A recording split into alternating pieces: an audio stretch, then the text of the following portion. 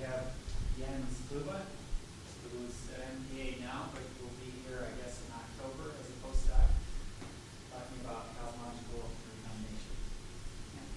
So many thanks. Yeah, first I want to say that I'm really excited about coming here in October, and I'm really looking forward to all the discussions which we can probably have on this topic and potentially on other topics. And I will be very happy to start doing that after my talk during the next week and then in October, of course. And well, I also have been told, initially I prepared the talk for 45 minutes, but I've been told that I can torture you up to 1 hour. So I added a few more slides, but if it's getting too much, just stop me, I guess, or tell me, it's enough. And then, let me start with my talk. So, cosmological recombination, I'm going to talk about some details of the physics of recombination, which have been recently included into the computations of cosmological recombination, and I will try to convince you in the second part of my talk that there's actually something interesting one can learn by just looking at the kind of radiation which is produced during this epoch. And this work has been done mainly with Rashid Sunyal at the MPA and also with Alberto Rubino Martin at the ISC in Tenerife.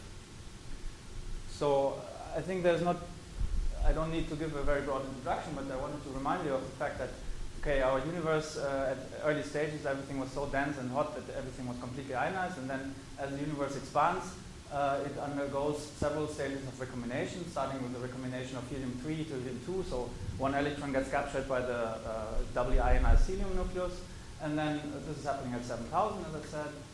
Then you go through the recombination of helium, the neutral helium recombination at a redshift of 2,000 or 3,000, and then it ends at a redshift of 1,000 with the recombination of hydrogen, leaving a very, very small residual electron fraction of the order of a few times 10 to minus 4, which then, and you know this much better than I do, at some point the first sources switch on and you get reionization at redshift of 10 or so, which ionizes the universe again. So when I'm talking about cosmological recombination, I'm talking about, high redshift universe, 1,000. I'm not talking about, 1 when I'm saying high redshifts. And the question is, what is the important thing about the ionization history in terms of the cosmology? The first thing is connected with the measurements of the cosmic microwave background anisotropies. And again, I don't think I need to really convince you about the great success of these measurements and what we have learned from them. But I do want to remind you that one of the key ingredients in really understanding these anisotropies, the sky which we measure, and getting to the parameters with joint analysis of other parameters, you have this kind of step in between, which is the power spectra. So you are comparing the theoretically predicted power spectra, which are coming from codes like CMB Fast or CAM, which are computed, and then you compare this with your observations. And in order to reach a high accuracy in these parameters, you need to understand these power spectra as well, with very high accuracy. And the most important, or one of the important ingredients in the computations of the power spectra is actually the ionization history, because it defines the Thomson visibility function, which is telling you how the scattering last scattering surface is looking. So if you want to reach 1% accuracy here, you need 1% accuracy in the power spectra and also in the understanding of the ionization history. And this will become important in future experiments. And then the other aspect is recombination of radiation. Here, I just wanted to remind you again about this very peculiar fact that our universe is really filled with photons. There's 10 to the 9 times or 2 times 10 to the 9 more photons than baryons. And this makes every process which is occurring in the universe mainly dominated by by processes with radiation, where radiation is really involved. So it's not like in stars where you normally have collision rates being very important, but you have really induced stimulated emission, you have scattering of photons, and this is the main things which are happening there. And if you just make simple numbers, then you understand that every recombined hydrogen atom has released something like 13.6 eV in form of photons at some time in the universe. And this energy is not thermalized anymore. And you can ask the question, what is the kind of distortion you will get in the overall energy density? And this is very small, 10 to minus 8. That's the kind of expectation when you make very simple numbers. And in fact, this is largely true, but at high frequencies and at low frequencies, the distortions can exceed this number by several orders of magnitude, actually.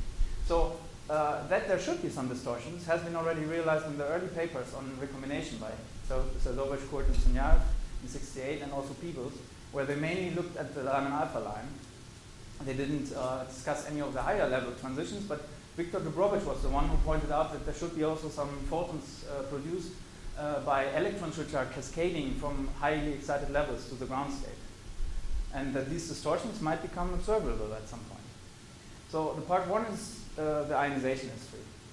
I'm going to talk about some of the details in the physics now, trying to not go into too much detail.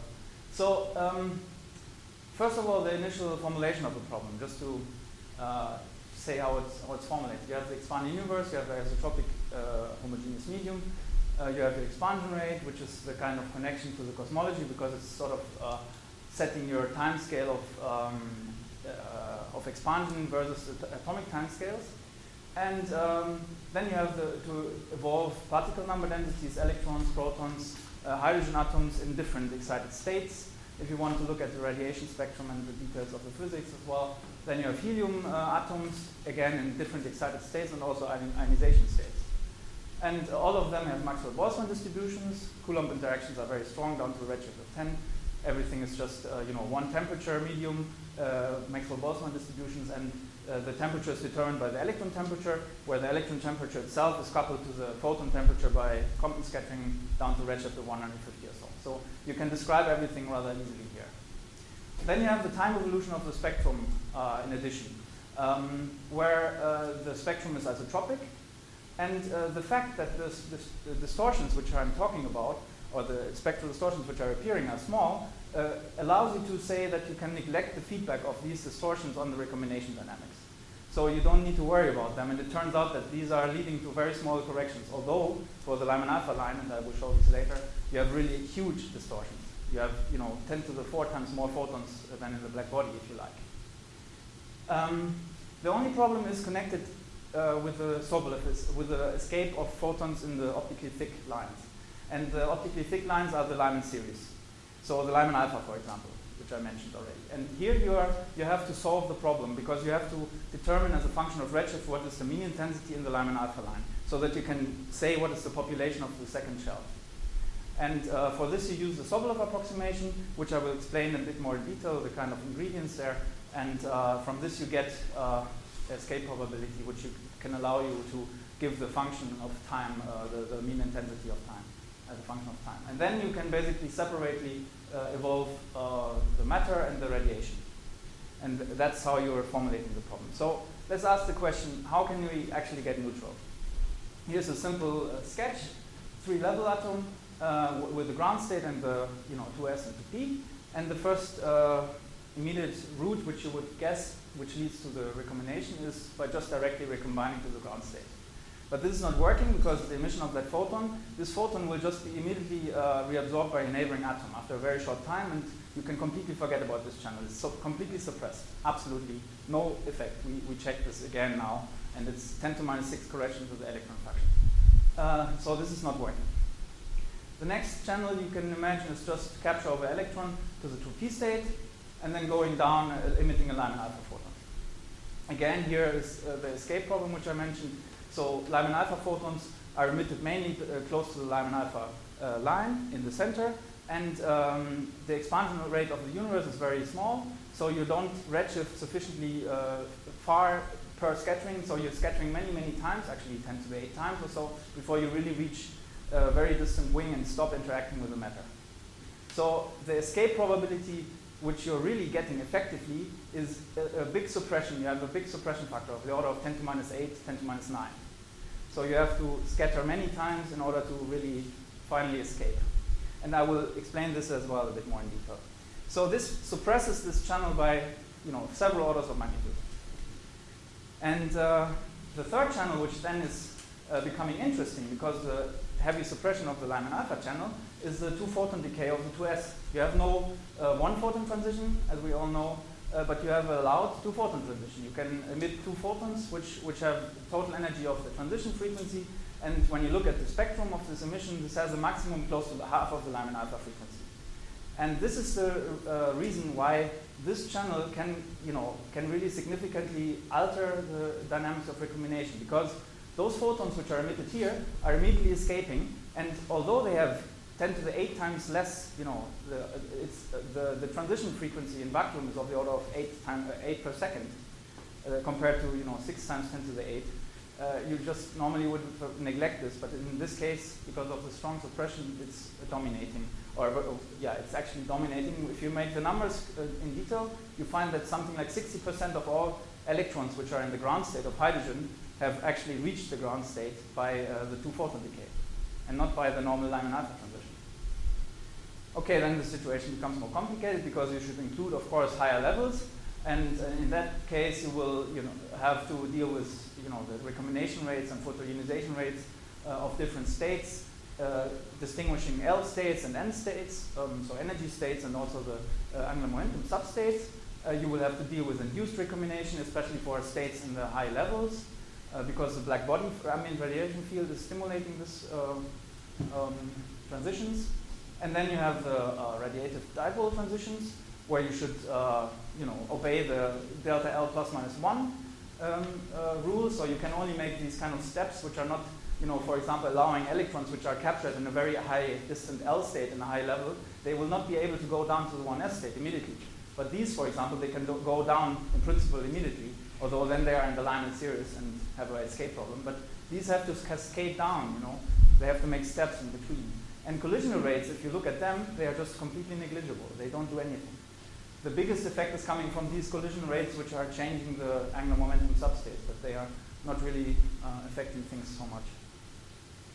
So the standard code to solve this kind of to approach this problem was developed in terms of the Recfast-Code, which is based on a code which is really solving a multi-level atom, although the Recfast-Code itself is a effective three-level atom with the fudge factors and so on. So it's not it's capturing the physics by doing something like approximation or fudging. And one should say that the hydrogen physics, which has been included, was what I was just saying, but they, for example, didn't treat the high-level N states separately, the L states in the higher levels. Every next shell above the second shell was just included as one equation. So no, N equations per shell. That is one of the things which is actually leading to a significant correction at low redshifts. And then they have helium physics, and they have some additions in hydrogen chemistry. And this is the curves which you get as a function of redshift, and then for different how many levels to include. So you see that you need to include of the order of 100 levels to get the converged result. However, with the advent of Planck, you have to include some other physics, some more details. And all these corrections which are listed here, there is some more which are, let's say, discussed already, realized, but have not been published yet. All these corrections lead to percent level changes in the ionization history, so potentially important corrections. And I don't have time to explain all of them. I wanted to really focus on this one and the Lyman alpha escape problem, because these two are the ones which have not been completely solved yet, and therefore maybe also will be good stuff for discussions in the future. So, but let me just mention what is the physics of each of them, just briefly. So here you have the, normally you calculate the two-photon decay rate of the second shell of the 2s state in vacuum. Then you get your 8.2 per second. But because you have ambient radiation field, which is the black body, you stimulate the emission, and you increase the recombination. The induced effect is changing your effective transition rate by a few percent. Can be up to 5% at high redshifts. Then you have feedback of the Lyman alpha distortion, which is really, really big. I mean, the Lyman alpha distortion is exceeding the black body by a factor of 10 to the 4 in the Wien tail, because of course exponentially decaying a black body field is, you have an addition of Lyman alpha photons, which is rather big. And this is feeding back into the 2s absorption. So after some time, these photons will re-excite the 2s state by the 2s channel. And this has been discussed by Kulubchenko and leads also to a 1% in total, 1% correction. And then you have these non-equilibrium effects in the substates, which have to be treated. And then there is feedback of Lyman series photons. So higher lying Lyman photons will feed back into lower lying series and just subsequently get absorbed. This is another process which has been discussed. And you have a similar list of processes like in hydrogen for helium recombination, and Eric Schweitzer and Chris Hirata were really doing a lot of work in this direction. However, most of them, except for example, this problem here, which is connected to this one, most of them don't give really big corrections. So two-photon decays for high levels in helium are not so important, and all these feedback corrections. Helium is not that, let's say, helium is not propagating so much into the power spectra, and the corrections, even if you have 1% corrections on the history there, or open 1%, they don't propagate as strongly into the ionization, into the CLs. So it's not so important to take them into account, probably, but one can take them into account, and as I said, they have done a lot of work there. But two corrections which are really important are those connected with the spin-forbidden transitions. So you have your singlet triplet atom, and usually you would say triplet atom is just living separately from the singlet atom, and only via the continuum you are having possibility to make transitions between them. But there is, because the triplet atom has a there is a contribution of the singlet wave function in the triplet states as well, and you get some cross terms there. And the strongest correction comes from the 2p triplet to the 1s singlet state, which is having a rate of something like 177 per second. So very small, but this is affecting the recombination history of helium strongly. And then you have this continuum opacity effect. So hydrogen, even though hydrogen is basically to a level of 10 to the 6 or so, 10 to the minus 6, there's only a very small fraction of hydrogen atoms during helium recombination, 10 to the minus 6 of hydrogen. But these hydrogen atoms have a continuum opacity for the Lyman equivalent Lyman series of the helium.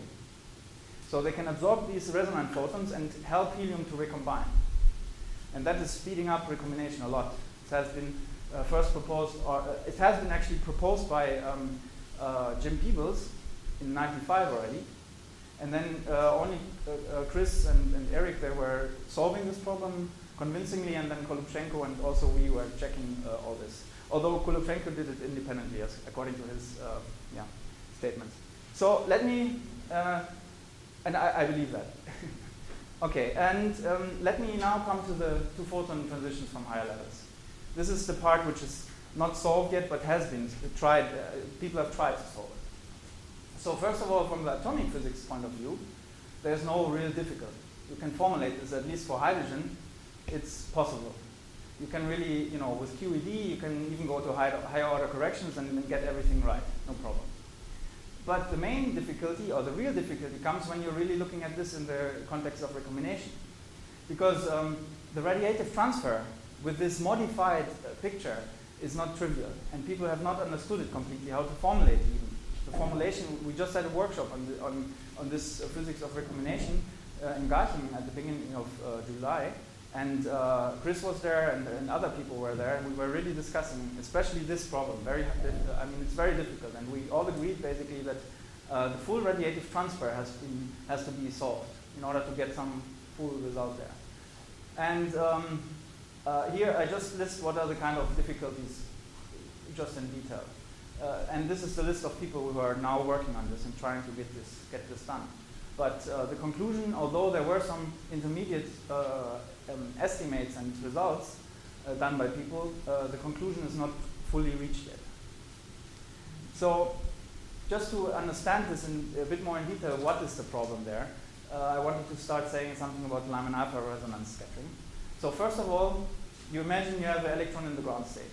Now you have a Lyman alpha photon, or something which is a bit below Lyman alpha or above, coming, and it will have some probability to be scattered. So here's the sort of distribution of, this is the normal scattering profile, the Fock profile. Here you have the Lorentzian, and due to the motion of the atom, you get the broadened, the Doppler core and the line wings. So the photon is sort of absorbed and excites the 2p state. Then the electron in the 2p state lives there for 10 to minus 8 seconds and decays back to the ground state. Nothing has happened in between. So the photon which is going to be emitted is in principle going to be exactly the same photon as before. Because nothing has happened in between except for the motion of the atom. You have a very small redistribution which is related to the Doppler effect. So the kind of redistribution function And the kind of picture which you should have in mind is that there is a frequency diffusion which is described by this type 2 redistribution. So this is a very important point, because a complete redistribution, which means that when you excite when you're having a photon in the wing and you excite the atom, and then you assume that afterwards you have a Fock profile, this will only happen when the electron was intermediately perturbed or went to higher states or to the continuum. This is a very important point. But the probability for this, I should mention, is very small. So most of the scatterings actually are just conserving energy at the level in the rest frame of the atom. So only in Doppler redistribution. So, but in the Sobolev escape probability formulation, this is actually one of the key ingredients, which is, basically then one should say doubtful. But let me, before I explain this in detail, let me just say what escape means. Of course, escape doesn't mean that you're having, the photons leaving the universe. In the Sobolev problem, normally this was what is happening, because you have expanding shell and you're sort of formulating the problem in a finite medium, expanding, and then the photons will leave the shell. And they are just out of the system. That's escape there. Here it's different. It's meaning that the photons stop interacting with the atom. That they have, in principle, reached far enough in the red wing in order not to be able to re-excite the atom. If you're on the blue side, at some point you will redshift into the line. That means you are going to re-excite the atom. So only when you're on the red side you escape. That's the kind of thing. So one of the key assumptions in the Sobolev formulation is that every interaction with the atom leads to a complete redistribution. That means even in the wings, when you're, let's say, at 1,000 Doppler width or 10 to the 4 Doppler width, really far away, this is 1% of the line already, then you are returning, with every scattering, you're returning to the line center. But I explained to you that the real picture is that if you're in the wings, you will just diffuse, you will just broaden, you will shift a bit, but you will not return to the line center because the probability for that kind of thing is 10 to the minus 4 per scattering. But in this, you're having, every scattering leads to returning to the center. And that means in this region, the photons are going to die. They are just in the center and then they are just eaten. And that means every scattering is equal to an absorption. So this is just, the question. Why is that the appropriate way to describe this? Because, the real picture is not that. And in this case, you are expecting that the Sobolev approximation is sort of, underestimating the escape probability, because you're returning photons to the center and they have to return there many times before they can really go out. So what we did in order to look at this a bit more in detail, it's not published yet, but we are working on it, and it's really difficult to find the final answer. But what we did here is we just asked if you inject one photon, one recombinational photon, so according to a Fock profile, this solid black line in the left plot here, at some time, redshift 1,400. Then what will happen with this photon? What is going to happen with it? If you give the ionization degree and so on, you can compute now how the photon evolves under scattering, under electron scattering, under absorption, under the expansion of the universe. And then you can ask what is going to be the survival probability. So you see that after a short time, the photon distribution gets broad in the line center. That's why the optical depth is the biggest. So you have the Doppler distribution there. Photons start drifting to the wings, left and right. It's symmetric, basically, with very small asymmetry. Then at some point, the absorption in the line center becomes significant. It's just because there is the biggest death probability, and you're starting to eat photons in the center while you're still diffusing to the wings. This is a typical picture, which is also in this escape, Lyman alpha cloud escape problem, where you have a spatial diffusion. This is time diffusion. So, and if you evolve more, basically this is here, the curve, the last curve is here, you see that at some point the redshifting will also start to be important. So you start moving the photons really away from the line by the redshifting. And even the blue side of the line will pass through the center of the line and die. So, and if you calculate what is the surviving amount of photons, then you get some answer which is very close to the Sobolev.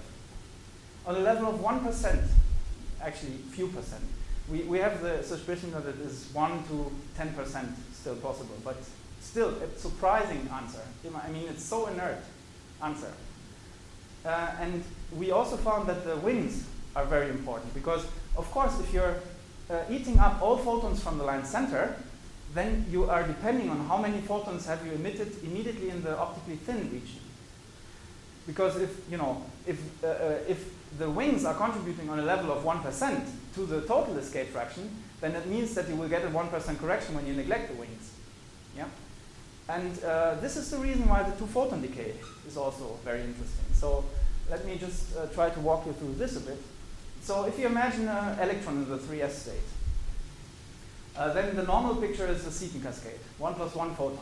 So you make a transition with, a transition to p state, and then subsequently a Lyman alpha emission. Two photons, which are mainly, Balmer alpha and Lyman alpha. But if there are no collisions, then this quantum act, should not be described as a 1 plus 1 photon step thing. It is a two-photon problem. It's one quantum act. And this has been, the formulation of this kind of two-photon emission has been given by Maria Goffert-Meyer in 1931, already in her dissertation, actually, in Göttingen. And she described this as a one-photon process. And in this case, you can find what are the kind of deviations of the two-photon emission profile from the Lorentzian shape. How many photons are really emitted, for example, in the distant wings, and how many are emitted, in the blue side. So here's just to show you how this looks like. This is the 3s and 3d two-photon decay profile. Here's just frequency normalized to the total transition frequency. So the 3s, 1s transition frequency. So you can see in both cases that there are some resonances here, which are just obviously connected with the fact that if the one photon is emitted at the Lyman alpha frequency, then the other is at the Balmer alpha frequency. So you have these two resonances, a symmetry actually there. Similar here in the D. And then if you now look at the details of the profile in the distant wings and compare it to the Lorentzian shape, then you see that in the S case, you have less photons emitted. I mean, these are not so important. This is a very small fraction of the total number of photons. Here it's more important. And in the D case, you have more photons emitted. That means you would expect, if you take into account the sort of corrections in the optically thin region of the emission profiles, that you immediately get a sort of smaller escape fraction, or a smaller, it's not escape fraction, it's a smaller transition frequency, transition probability in the 3s case, and in the 3d case you get enhancement of the transition rate. So if you compute this, you find that in total you get a speed up of recombination by 0.5%. But this is only an estimate, and we are working on the full thing, and Chris Hirata was now writing a paper on this, taking a bit more of the problem into account, because you also see that there are some corrections on the blue side, and these corrections will feed back into the Lyman alpha line, and therefore change your rate again as a time-dependent problem.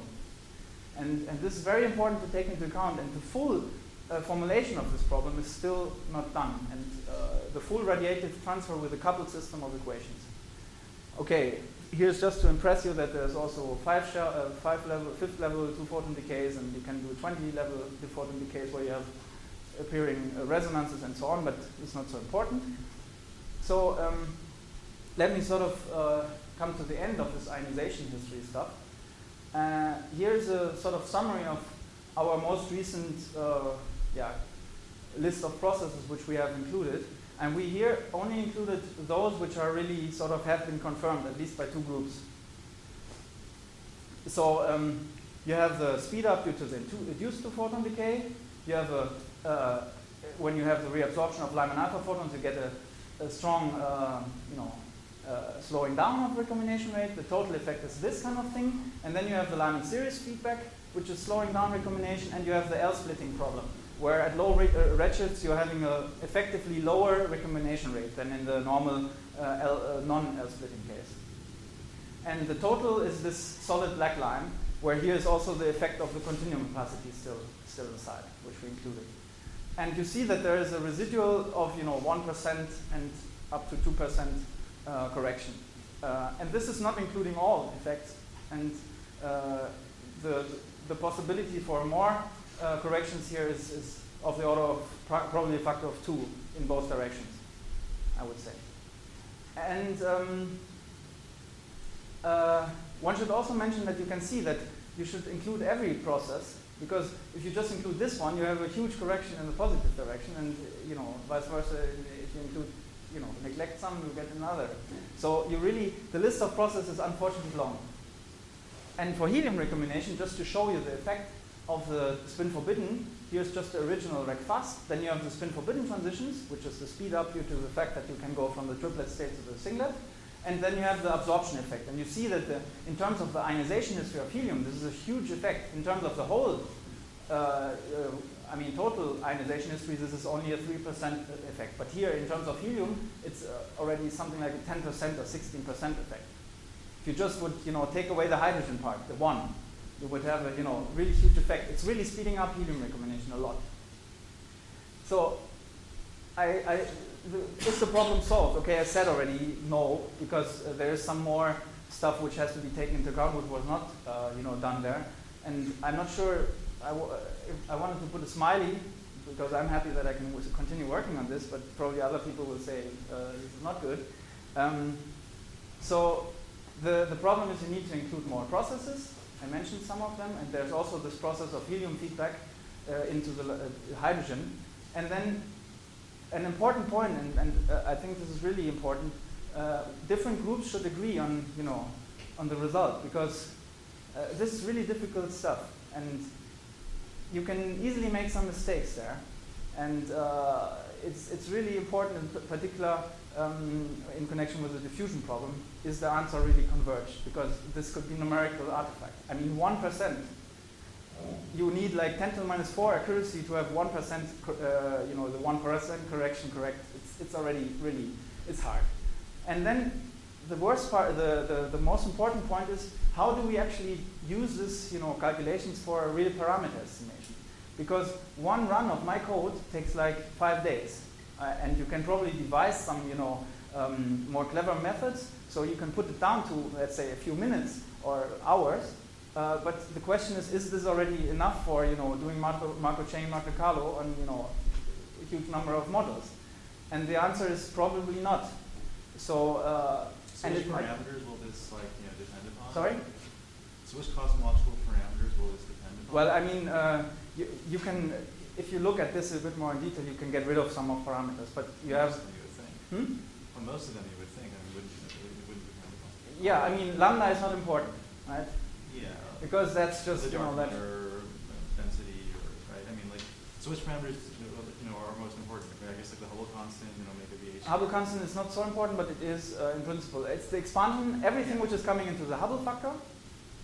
Then the helium abundance, because if you have helium abundance being different, you're changing helium recombination a bit. That's not so important, but you're adding more electrons to the hydrogen, or changing the hydrogen history as well, because you're taking away those electrons, or putting them there. So you change a lot. And, in principle, also nu, the spin, degrees of freedom in the spins should be important, because that is the radiation component. It might change a bit the history, but I agree. We now, let me continue, because we did sort of propose now a new method how to do this, which is capturing all the physics, but not, having to run each model for 5 days, and that's the kind of point which I'm trying to make here. So the problem is Markov chain Monte Carlo with 5 days per model is not very useful. So fudging, like in Recfast, will that work? That's the question. Here's just to show you how the fudge factor and the hydrogen fudge factor of Recfast is affecting things. So again, I show here the correction, this delta n over n, as a function of redshift, computed with our code, which we now use there. And then here's just the Recfast comparison to Recfast. So you put the standard value of the fudge factor, 1.14, and then you change it by some amount, and you see how this affects the ionization history. And you can see that everything what's happening is just the low redshift part. You're not capturing anything here, and you will have a very hard time to capture something here with this fudge factor. That will not work, for sure.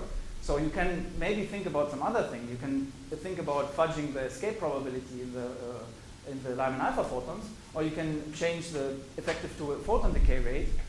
These kind of things will help and really affect some things here. I have a plot for this if you'd like to see later. But the point is still that in that case, you will have to carefully tune your fudge function or fudge factors, and you should be sure that you're doing the right thing. So I don't think that it's very easy, and I'm also not so sure that it's really the. I think it's much better to just go the brute force way and make a multidimensional interpolation. Just calculate a grid of models, including all the physics, and then you have your accurate representation of the problem, and you could maybe think about some other things as well. So that's what we propose with this RICO, which you can find already on AstroPH in collaboration with Chad Fent in Urbana-Campaign and Benjamin Wandel. So it is based on the PICO code, which is used to compute the power spectra for just the power spectra with high accuracy settings. And it provides you a very fast and accurate way, this RICO, to reproduce the full recombination code. You can, the training part of RICO is the time-consuming stuff, and we needed something like 500 models to represent everything on a level of 10 to minus 5 within a 25 log likelihood distribution around the fiducial parameters. So very broad range in principle. And you can use any training code to do this. We even trained on Recfast just to show that we can reproduce the results, and it works. And the brute force method, I would also argue that it gives you more time to focus on the details of the physics, which are really difficult, and maybe it's better to get that right first before doing anything else. But it also will allow for a model-by-model comparison of different groups, and it will also maybe allow to find additional ways to do fudging. So I hope that okay, good. So the second part, the recombination spectrum, and this will be not as detailed. So here's just a list of people who have been working on this over the past years, and I would say the main difficulties are connected with these 3 points. You had some of the groups where in the pre-concordance model that certainly leads to some changes in their predictions. Then you have computational limitations which they were facing.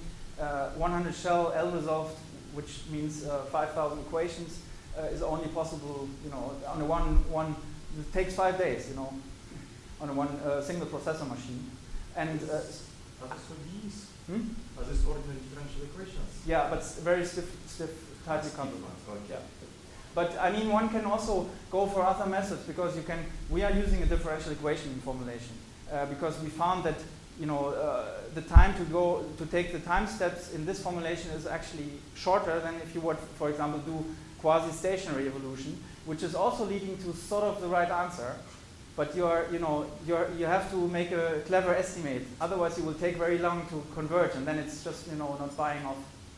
So we found that this is more faster, but that's not. We just didn't, find. This is the best method we were able to. So it's all because essentially forced to use implicit strings, right? Yeah. So, and then the other aspect is that for helium, accurate data has only become available very recently, basically last year. And I would also say that the results of different groups, before here, were basically in disagreement with each other most of the time as well. So this is the results for the hydrogen recombination spectrum in our 100 shell computations. Here's the spectral distortion, the intensity as a function of frequency in gigahertz as we would observe it today for the bound spectrum from hydrogen. So you can see here at high frequencies, you see a Lyman alpha line, you see here the two-photon decay continuum, which is very broad, it really goes into here. Then you have, Balmer alpha Paschen bracket and so on. And here, due to the duration of the recombination, you start overlapping the lines and merging to a continuum. And then if you consider the free bound part, which actually has not been shown before, then you see that you can see the Balmer continuum, Paschen bracket, and so on. And again, merging to a continuum due to the duration of recombination and the width of these lines. And if you add them up, you can even see that there is some parts where the Balmer continuum is very strongly enhancing the flux, the intensity, and that overall this continuum spectrum is even reaching up to 30% contribution. And then you can also ask how many photons are produced and find that there's something like during recombination of hydrogen, 5 photons per hydrogen atom is produced, which is, normally you would, if it would be direct recombination to the ground state, you would expect 1. If it would be, to the second shell, you would expect at least 1 plus 1.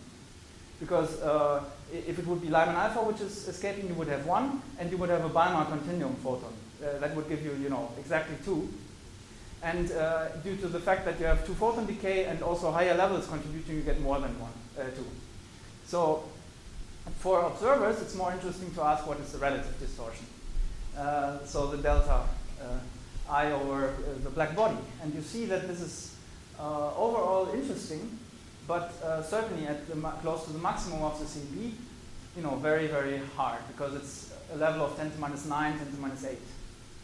But one should maybe say, okay, here you can, it has a strong frequency dependence, and you can predict this frequency dependence rather accurately. So this gives you sort of this kind of tool you could dig in the dirt, like the gravitational wave guys are doing already with these, wave templates, and trying to figure out what they are seeing. Is it true or not? And here in the Wien tail, I should mention that it goes up. It's 4 orders of magnitudes above the black body at some point. The maximum of the Lyman alpha line, which we saw here, is going exactly through the line. The black body is hitting here, the Lyman alpha line, just in the maximum. And then it's just many orders of magnitudes below. And but here it's very unlikely that you can really observe this, because you have this cosmic infrared background which has many, many spectral features, and the Lyman alpha line itself is rather broad. But at low frequencies, you might have the hope that there is some possibilities to look at this, because you have the quasi-periodic oscillatory structure, and it reaches a level which is interesting, 10 to minus 7 overall, while the oscillating component is smaller. But still, one may hope that this uniqueness in comparison to other foregrounds and astrophysical sources may allow you to detect this. And helium, I didn't say anything about helium in terms of recombination radiation yet. From Big Bang nucleosynthesis and from our knowledge of helium abundance, we would expect that there's only 8% photons added by helium. But there's a few interesting things. There's 2 epochs of helium recombination, so you get a factor of 2 already in the number of photons, roughly. Then helium recombination is occurring faster, typically. Helium-3, for example, is basically Saha. It's really, really fast. And helium-2 recombination to helium-1 is speed up by this opacity effect. So you also get a very, very, much narrower lines, which are meaning that you have more emission in a more, in a smaller frequency range, which enhances the feature compared to a hydrogenic case. And then you have non-trivial superposition and local amplification, especially in connection with the helium, neutral helium, because the spectrum of neutral helium is strongly non-hydrogenic. Doubly ionized helium spectrum is reasonably, it's hydrogenic, basically, at least in terms of frequency distribution and so on. So, and this is interesting because it may allow a direct way to measure the primordial, pre-stellar, before any reprocessing, before anything happened, basically, abundance of helium, which would give a handle for people who are thinking about non-standard Big Bang nucleosynthesis models. If they want to know this for sure, that what is the abundance, then one could maybe go in this direction. Okay, so what is the? Okay, here's just to remind you again about the spectrum for helium, neutral helium, and that there's triplet and singlet states, and that you have these transitions which are becoming important and so on. So here's the boundary combination spectrum for all 3 species, and the blue line is the sum of all. So the black line is the hydrogen, and you can see that due to helium, presence of helium, you have this changes which are rather significant in these frequency bands. You can see shifts in the positions, you can see non-trivial line shades, and you have this changes in the quasi-oscillatory template. Peak-to-peak amplitude is changing and so on. So there is some hope that you can really, dig in the details of the spectrum and get out the helium contribution. And the way to do this, we are thinking about the way in this way. For the angular fluctuations, you're normally comparing different parts of the sky. If you're doing the same, but now comparing different frequencies, you would be able to see this quasi-oscillatory pattern, which is, has a really specific template and has a very specific shape that it might be possible to really, distinguish it from other sources. And according to Anthony Reedhead, he said that, in the connection with the anisotropies, you reach this, 10 nanoK level. The signals we are discussing here are having a, amplitude of 1 microK on this, overall amplitude, which is, 10 to minus 7, 10 to minus 6 of the black body, probably reachable even in absolute measurements. And then the oscillatory signal is additional, 13 nanoK. So not completely crazy, but certainly not easy. But you can, benefit from the fact that you're not using an absolute measurement, and you can also benefit from the fact that it's a template and that the spectrum is coming from all directions of the sky is the same. Just, you could add up different big parts of the sky. And the question is now, what would we actually learn by doing this? So first of all, we could, determine some of the parameters. And I think most importantly, you can look at the helium abundance, really pre-stellar, without reprocessing. No additional uncertainty added, sort of due to the lack of knowledge of really detailed physics in stars or whatever in the medium.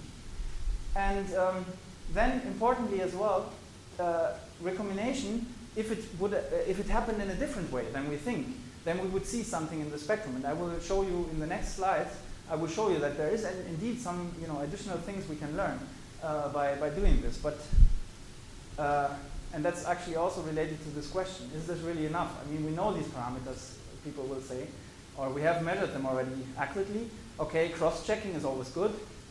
Helium abundance is nice, yes. And this checking is recombination physics understood is also very nice. Maybe there was some process which none of us has thought about, or some non-standard things. And that's actually the point where we are saying that it's maybe interesting to look at this in general, at the spectrum, the recombination spectrum or this radiation.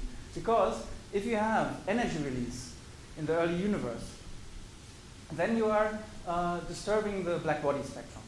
So in full thermodynamic equilibrium, when nothing is happening, and we know that this is true at high redshifts, certainly true, or if there's something happening, everything will get wiped out. You have a black body field, which is just not even changed by the expansion, nothing. Everything is fine, you understand it. But if there is any disturbance by energy injection, particle injection, which is heating the medium or doing something strange, then you will get a deviation from a black body. And the question is, okay, when the distortion has arisen early, which means at a redshift of 50,000, if you do the calculation in more detail, then you find that there will be a so-called mu-type distortion, one of these type of distortions which Coley was setting very strong limits on. And then on the other hand, I will not have the time to go into this. If you have a injection at low redshifts, then you get a Y-type distortion, which is also known in connection with the Sunyaev-Seldovich effect. So here's just this from this nice paper of Rashid and Seldovich, where you just see that there is the characteristic feature is that you have a deficit of photons at low frequencies and an increment of photons at high frequencies, just due to the fact that the electrons are hotter than the black body and they are upscattering the photons, moving them towards higher frequencies, removing them from low and bringing them up. Didn't you say the collision time is very fast, so everything reaches equilibrium? This is Compton scattering, and you need a significant energy exchange for this, and not only the fact that you're colliding, because if you have Thomson scattering, for example, you don't care. You will not have any redistribution in frequency. But there is also energy transfer, and it's significant. And thermalization, in general, at this low redshifts, is not working anymore. Thermalization, what do you need normally? You need something which is changing the number of photons, and something which is redistributing photons. Imagine you inject energy. You will have a temperature of the medium which is larger than the number of photons, the characteristic number of photons, which is given before. So you need something to produce photons in order to restore equilibrium. And then on the other hand, you need something redistributing photons over frequency to get a black body distribution again. And this is not what's happening. At this low redshifts, you don't have anything which is producing significant amount of photons. Free is very inefficient. Photon scattering is only efficient to move photons a bit, but it's not able to move them over the whole frequency range. And therefore, you cannot, move photons from low frequencies to high frequencies and let them, thermalize things. It's just not working. So this is the characteristic distortion which you would get from any energy injection at low redshifts. Like in the Sobolev effect at redshift 1, like in, when you have any particle decays or even acoustic damping of acoustic waves will lead to an energy injection. Is the mu for mu type just chemical potential? Sorry? Is the mu? Yeah, exactly. Yeah, exactly. So you describe the spectrum with a chemical potential which is frequency dependent, and you understand that at low frequencies where you have production of photons, you have a zero chemical potential, and at high frequencies where the main number of photons is sitting, you have a constant chemical potential, and that's why it's mu type. Yes, absolutely. So to come to the final few slides, torture is long. Kobe limit is something like, on the y parameter, is something like 1.5 times 10 to minus 5. So here, just to illustrate it, it's a bit bigger. It's a bit bigger, right?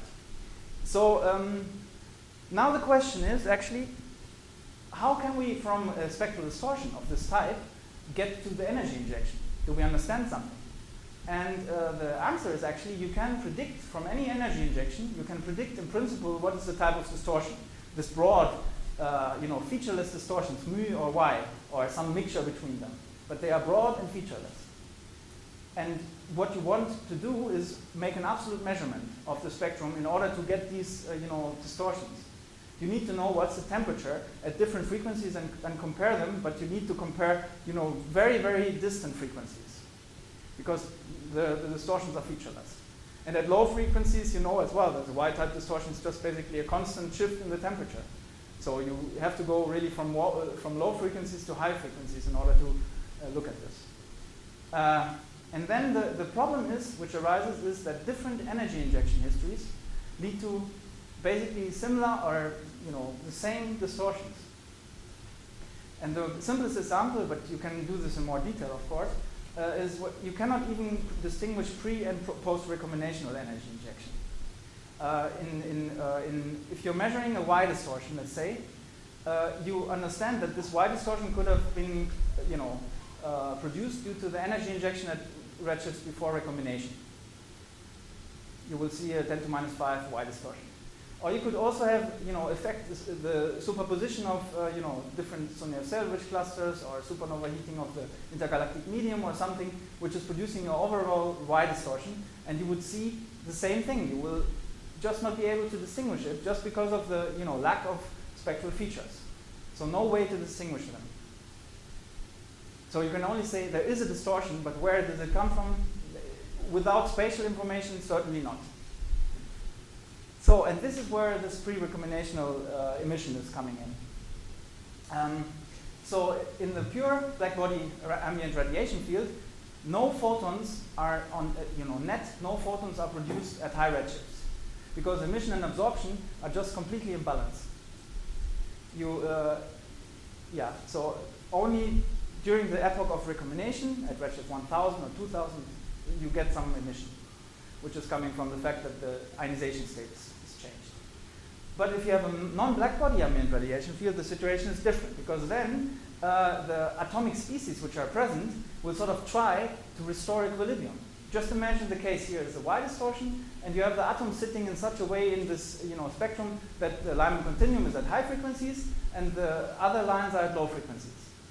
Then those photons which are here, in addition, they will be absorbed, and those photons which are here, which are missing here, will be sort of replaced by these. So you can split up this Lyman continuum photon into many smaller photons. Here's just a sketch of you make a transition to the second shell and then go to the ground state and then absorb a Lyman continuum photon. You take away this Lyman continuum photon and produce 2 photons or 3. You can even do something in the Balmer continuum, but this is not working so well. It's actually only working in a very, very limited range of redshifts just before the recombination epochs. So this is the atomic loops, how we call it. You start in the continuum, go to the bound states, make some cascade, and go to the continuum again. Don't change the ionization degree. So it's just helping to restore equilibrium. And what do you get when you do this kind of exercise? So here I show the hydrogen and helium spectrum, bound, and free bound. Just for the normal standard picture, black body ambient radiation field. And now we are saying, okay, let's inject some energy at 40,000. It's only 25 shell calculation here, so in principle the emission goes, is higher here. But that's just, to demonstrate things.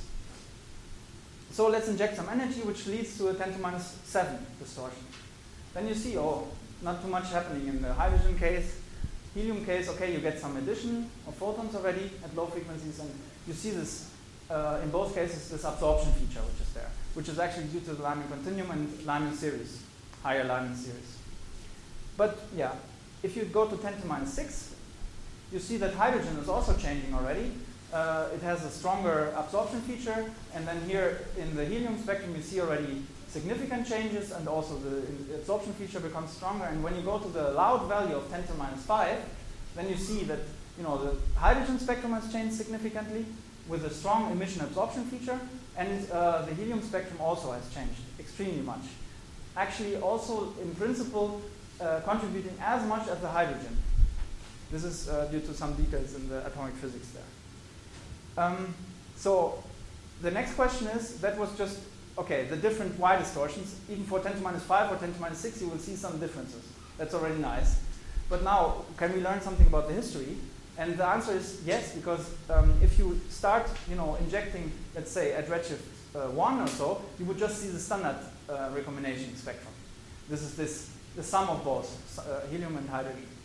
And if you now allow for energy injection at 4,000, so just after helium recombination, and this leads to 10 to minus 5 distortion in the background, then you get already, some changes which are interesting. If you increase this to 8,000, you get more changes, and 15,000, 40,000, you basically are increasing the amplitude a lot at low frequencies, and you're increasing the spectral shape at high frequencies. It's completely changed. And just to finish up, this is to show how is temperature change really modified when you have a Y distortion. So the blue curve shows the case without any distortions in the background, and the black is the one when you have energy injection at 8,000. And it's 25 shells, so in principle the amplitude of this is about a factor of 2 bigger if you do for 100 shells.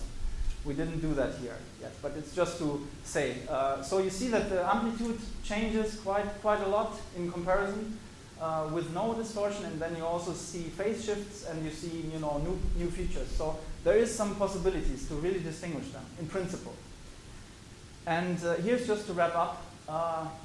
This is our timeline, and we understood that there is something coming from the low redshift part, which is the Thomson visibility function, and we understand about the last scattering surface and what is appearing with the oscillations there. And then we have the hydrogen recombination spectrum, which when you look at it in more detail, you see that it's appearing at 1,400, so even before this, in principle. You have the helium recombination spectra at these redshifts, and if you look at this, you can understand something about the cosmology, the underlying cosmology, and you could check if you understood the recombination model or if something non-standard is happening. And one particular case, which I showed here already, is when you have a Y distortion, you will be able to see, has the Y distortion appeared before recombination somewhere, or is it really something which is coming from low redshifts, if there is a Y distortion? And people are, I think, expecting at least on a level of 10 to minus 6 some distortion. The question is it just coming from clusters from low redshifts, or is something else coming? And the mu error, similar thing will happen, but we are working on this and have no results on this yet. And here's the complete conclusions, again, what we can do with the standard picture, and that in the non-standard case, we can learn additional interesting things, I think. So I hope it was not too long. Thanks.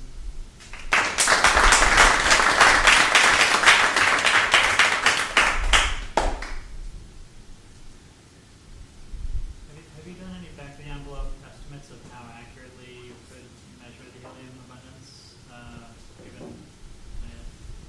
No. So what we did now when we did the RICO computations, so for the ionization history, we also, of course, computed the spectra. So we are going to do the following. We will just do the same for the spectra as a cosmology dependence.